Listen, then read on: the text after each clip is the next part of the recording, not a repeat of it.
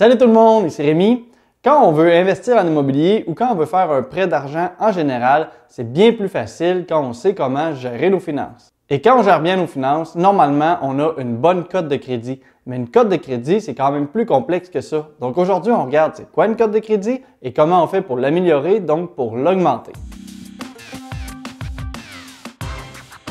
Pour faire simple, une cote de crédit, c'est en gros une note que vous aviez comme sur votre bulletin scolaire. Mais au lieu de représenter combien vous êtes bon en maths, eh bien ça représente combien vous êtes bon avec votre crédit. La note que vous allez avoir va varier entre 300 et 900.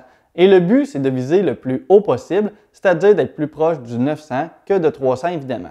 Pour vous donner une idée, si votre cote de crédit se situe entre 660 et 724, c'est considéré comme bon.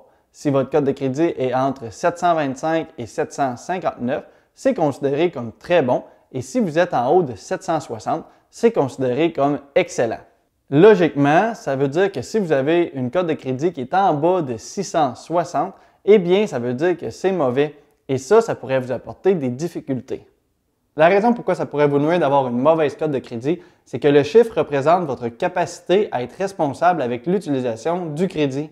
Comme une carte de crédit, un prêt bancaire, une marge, un prêt sur un auto ou un prêt hypothécaire, c'est qu'en fait, vous êtes en train de gérer de l'argent qui ne vous appartient pas. C'est ça du crédit.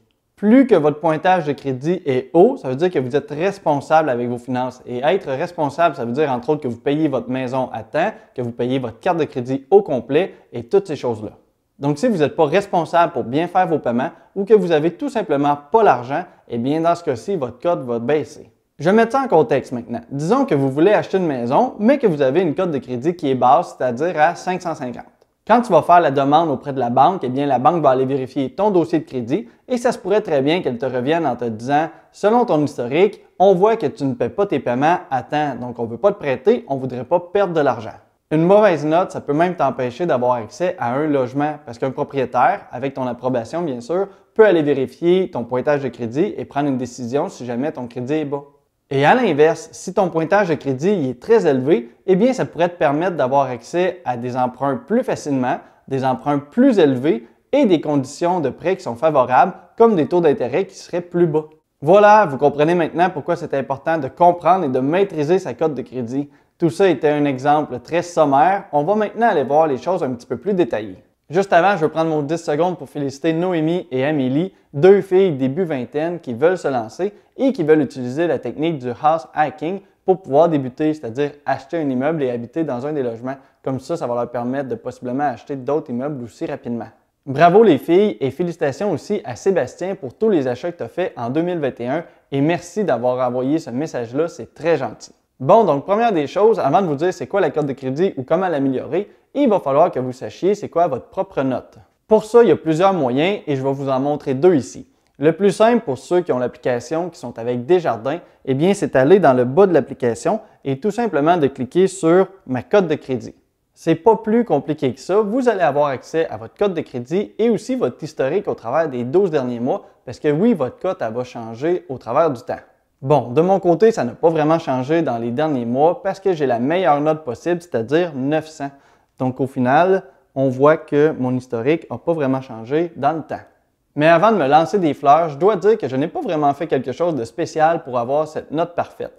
En fait, je me suis juste assuré de bien payer mes factures à temps et aussi de bien gérer mes finances. Tout ça pour dire que ce n'est pas sorcier et que ce n'est pas si difficile d'avoir une bonne cote de crédit si tu gères tes finances de façon responsable. Une chose qu'il faut savoir, c'est que le chiffre que présente Desjardins, ce n'est pas nécessairement le chiffre officiel que les banques vont utiliser si vous demandez un prêt. Pour avoir le chiffre officiel ou bien si ton institution bancaire ne donne pas le service comme Desjardins, eh bien il va falloir que tu passes par les services comme TransUnion et Equifax. Tu peux obtenir ta cote de crédit gratuitement par courrier, mais si tu veux y avoir accès rapidement, en tout temps et avoir accès à tout ton dossier, tu peux ouvrir aussi un compte en ligne. Je ne l'avais jamais fait, mais pour les bienfaits de la capsule, j'ai créé un compte. C'est très simple et ça coûte 22,94 par mois, taxes incluses. Ça permet de vérifier sa cote de crédit, mais aussi tout son dossier de crédit avec tous les prêts qui sont associés à ton dossier. Heureusement, on peut fermer le compte n'importe quand, donc on n'est pas obligé de payer à l'année. Donc, une fois que tu rentres sur le site, eh bien, ça te donne directement ta cote de crédit, qui dans mon cas est aussi 900. Mais ça se pourrait que dans ton cas, ça soit un petit peu différent avec celle-là de Desjardins, par exemple. Et si jamais c'est un petit peu différent, eh bien, c'est mieux de te référer à celle-là comme la note officielle. Maintenant que tu connais ta cote de crédit, eh bien, on va regarder ce qui est pris en compte dans le calcul afin de pouvoir comprendre les éléments et changer ce qu'il faut pour pouvoir l'améliorer. Il y a 5 éléments à savoir et à comprendre et à maîtriser pour pouvoir améliorer sa cote de crédit. Le premier élément qui est le plus important parce que ça compte pour 35% de ta note, eh bien, c'est l'historique de paiement. Donc, si vous avez une mauvaise note, c'est le point le plus important que vous devriez travailler dès maintenant.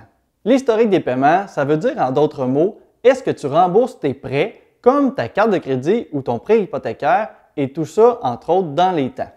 Si tu manques régulièrement des paiements sur ta maison, sur ton auto ou même sur ton cellulaire, ou bien si tu ne fais que le minimum de paiement sur ta carte de crédit, eh bien ta cote de crédit va tomber rapidement. C'est donc super important de toujours tout payer à temps et en totalité. Ce n'est pas vrai que c'est bon de laisser dormir de l'argent sur sa carte de crédit. Vous devez payer tout le temps. Et si vous n'êtes pas capable, c'est parce que vous utilisez trop de crédit et que vous devez réduire votre consommation. Le deuxième point important et qui compte aussi pour beaucoup, c'est-à-dire 30%, eh bien c'est l'utilisation du crédit.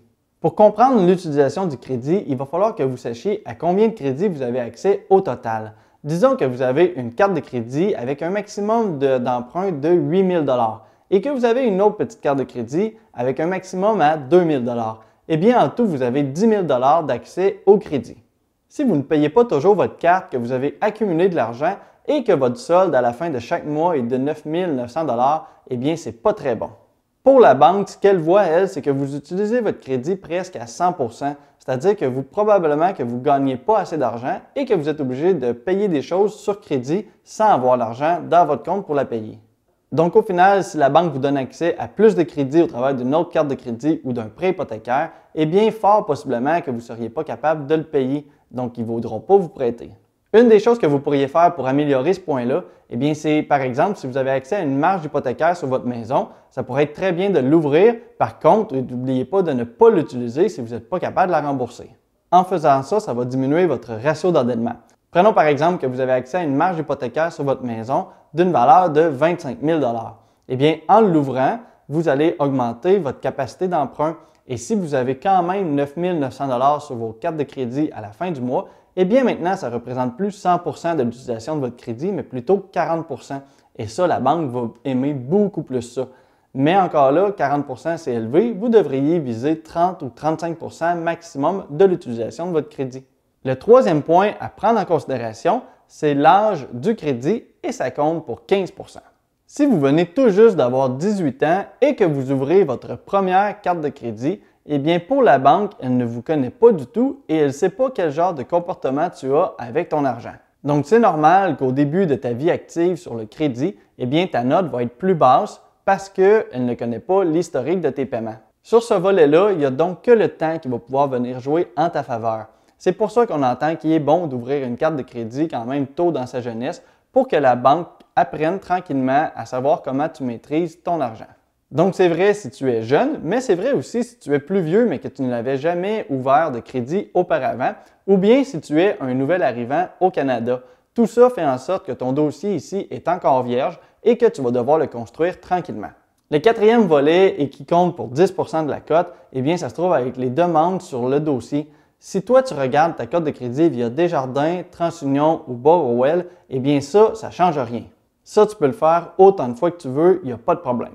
Mais si Visa, Mastercard, American Express, Desjardins, la Banque nationale ont tous fait une demande sur ta cote de crédit dans les 3 derniers mois, eh bien ça, c'est vraiment pas bon.